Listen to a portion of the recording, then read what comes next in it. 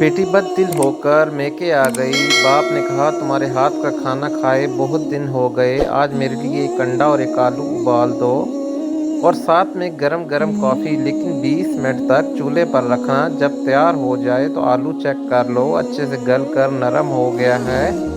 आप अंडा छू कर देखो, हाफ बॉयल हो गया है। काफ़ी चेक कर देखो कि वो रंग और खुशबू आ गई है।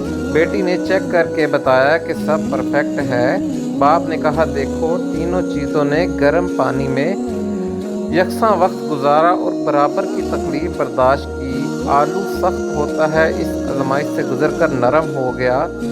अंडा नरम होता है, गिरे तो टूट जाए, लेकिन अब इस सख्त आजमाइश से गुजर कर उसका लिक्विड भी सख्त हो गया है। काफ़ी ने खुश जायका और खुशबूदार बना दिया है। तुम क्या बनना चाहोगी? ये तुम्हें सोचना है, या खुद तब्दील हो जाओ या किसी और को तब्दील कर दो।